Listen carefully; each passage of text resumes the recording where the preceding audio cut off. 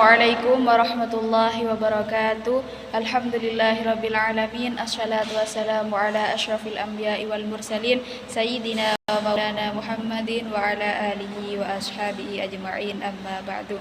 Yang saya hormati pengasuh Pondok Pesantren Zainul Hasan Genggong, yakni Kiai Haji Muhammad Hasan Mutawakkil 'ala Allah, dan yang saya hormati Rektor Universitas Islam Zainul Hasan Genggong, yakni Bapak Dr. Abdul Aziz Wahab BAMAG, serta dosen pengampu mata kuliah Geografi Regional Dunia, yakni Ustadz Robi Firmandil Diharjo, dan teman-teman Tadris Ilmu Pengetahuan Sosial Angkatan 2023. Saya Mumtazah Khairatul Maghfirah akan mempresentasikan tentang negara Malaysia. Di sini ada kondisi fisik negara Malaysia. Luas wilayah negara Malaysia itu sekitar 330.803 km persegi. Kemudian batas-batas wilayah di sebelah utara itu negara Malaysia dibatasi dengan negara Thailand, di sebelah selatan dibatasi dengan negara Singapura, kemudian di sebelah timur dibatasi dengan Indonesia, dan di sebelah barat itu dibatasi dengan Laut Cina Selatan. Selanjutnya ada puncak tertinggi di negara Malaysia, yaitu disebut dengan Gunung Kinabalu. Gunung Kinabalu ini tingginya mencapai 4095 meter di atas permukaan laut, jadi sangat tinggi. Selanjutnya juga ada iklim. Iklim di negara Malaysia itu adalah iklim tropis. Kemudian kondisi penduduk.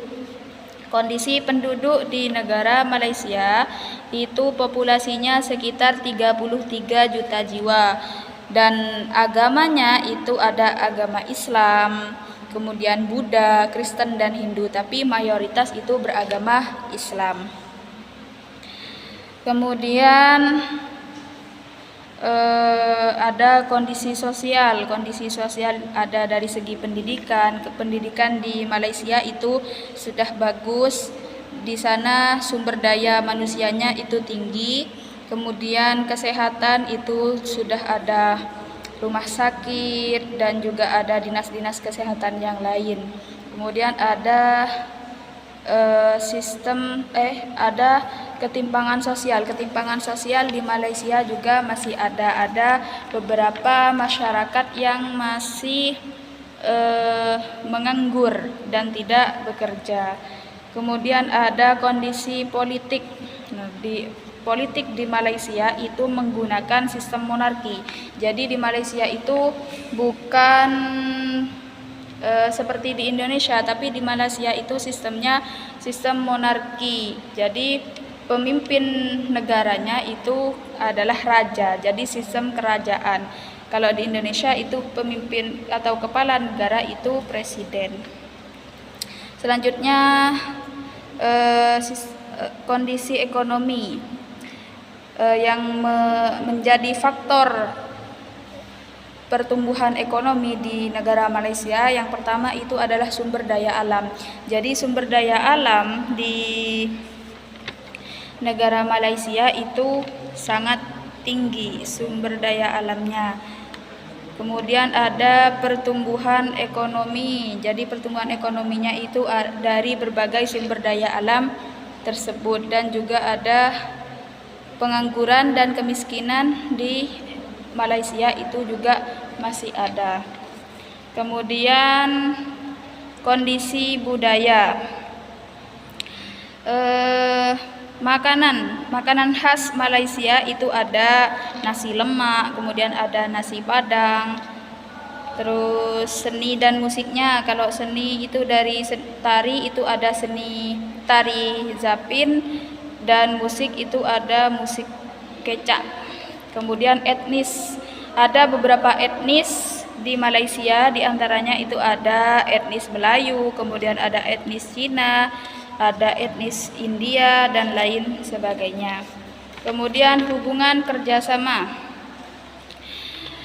Malaysia melakukan hubungan kerjasama dengan beberapa negara-negara lain, diantaranya itu ada kerjasama regional ASEAN, kemudian ada kerjasama ekonomi internasional, kemudian ada kerjasama bilateral, ada kerjasama multilateral, kerjasama pertahanan, kerjasama pendidikan dan kebudayaan, dan juga ada kerjasama global.